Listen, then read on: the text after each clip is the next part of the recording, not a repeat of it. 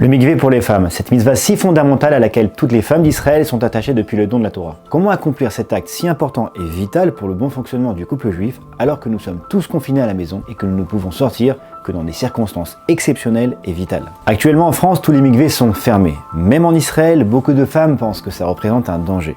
Nous allons interroger le docteur Lévi et le rav Gabriel Dayan pour répondre à toutes nos questions sur ce sujet pas si clair. Alors, docteur Lévi, concrètement, est-ce que c'est risqué pour une femme aujourd'hui de se rendre au mikvé? Alors concrètement, le fait de rentrer et l'immersion dans un mikvé n'est pas dangereuse. Pourquoi?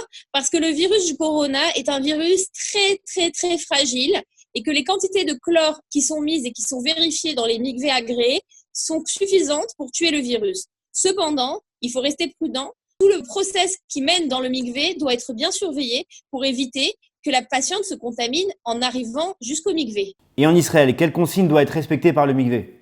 Alors tout d'abord, la femme doit se préparer chez elle. Ainsi, elle évite de rester le moins de temps possible dans le mikvé parce que ce que je vous disais, c'est pas l'immersion en soi, mais c'est tout environnement extérieur qui peut provoquer une contamination. Le mikvé, c'est uniquement sur rendez-vous.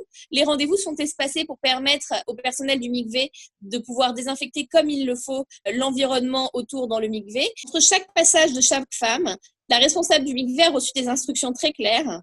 Elle désinfecte avec de l'eau de javel qui contient du chlore, qui désinfecte complètement le mikvé. Cependant, par précaution, il faut éviter les poignées de porte, il faut éviter les mains courantes, il faut éviter les toilettes du mikvé et aller aux toilettes de toute façon pendant toute l'épidémie d'aller aux toilettes que chez soi, c'est très important parce que toutes les sécrétions peuvent être contaminantes.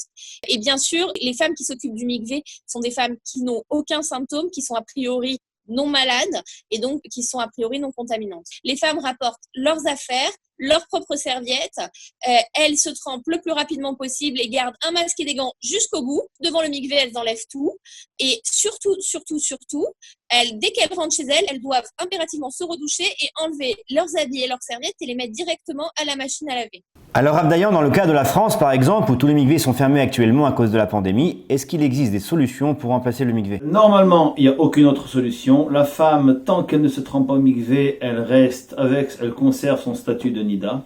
Mais il faut savoir que d'après la halakha, il y a une autre solution, c'est celle de se tremper dans la mer. Alors bien entendu, il faudra voyager sur le bord de la mer, mais il y a 7 ou 8 choses sur lesquelles il faut faire très attention. Pour les connaître, on appelle le service question Rav de Torah Box. Si la solution de la mer n'est pas envisageable? Encore une fois, si on ne peut pas se tremper à la mer, on ne peut pas se tremper au mikvé, la femme reste nida. On reste patient, on patiente et on prie pour que le temps se raccourcisse le plus rapidement possible. Il y a des bruits qui courent, comme quoi se mettre sous une douche pendant un certain laps de temps, se tremper dans une piscine, un sauna, toutes sortes de bains artificiels, c'est complètement faux, c'est archi faux. La femme reste nida tant qu'elle ne se trempe pas dans un vrai mikvé construit par un rav et sous l'autorité et la surveillance d'une autorité rabbinique compétente. Ok, elle garde son statut de nida, mais mis à part l'acte intime, est-ce qu'il y a des choses interdites d'habitude qui cette fois-ci sont autorisées? Il n'y a aucune différence. Les rapports et toutes les autres choses sont strictement interdits. Une question sur les femmes qui ont contracté ce virus. Après avoir été guéries, est-ce qu'elles peuvent se rendre au mikvé sans problème? Une femme qui a eu le Covid peut être contaminante jusqu'à 3 à 4 semaines après la fin des symptômes. Je recommande que ce soit pour le mikvé ou pour toute autre action, que ces personnes-là restent isolées, confinées jusqu'à 3 à 4 semaines après les symptômes.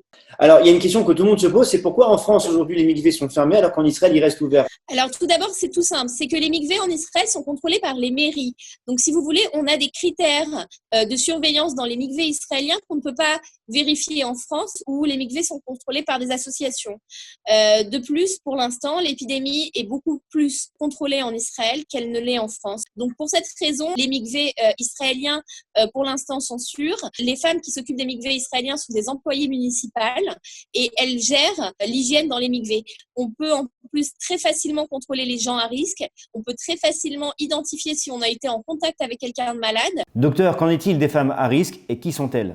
Alors, toutes les femmes qui ont des maladies chroniques, notamment des insuffisances rénales, des insuffisances cardiaques, du diabète, de la tension, des problèmes de cœur, même une obésité et une immunodépression, un cancer, et même les femmes enceintes sont considérées comme des femmes à risque.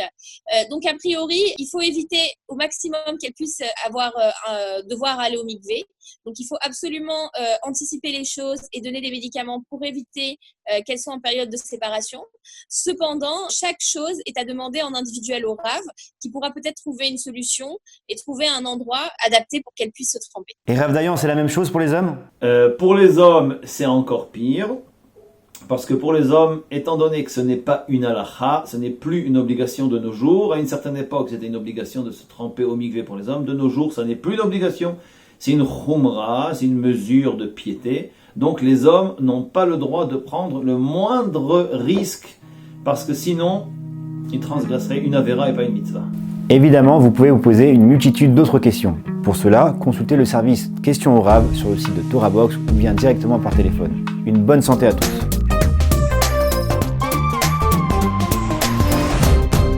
Question de halakha, besoin d'un conseil personnel? Avec le service Questions au Rav, les rabbinim de Torah Box sont à votre disposition 24 heures sur 24, 6 jours sur 7, pour vous répondre et vous aider sur tous les sujets. Shabbat, couple, cacheroute, conversion, loi de deuil.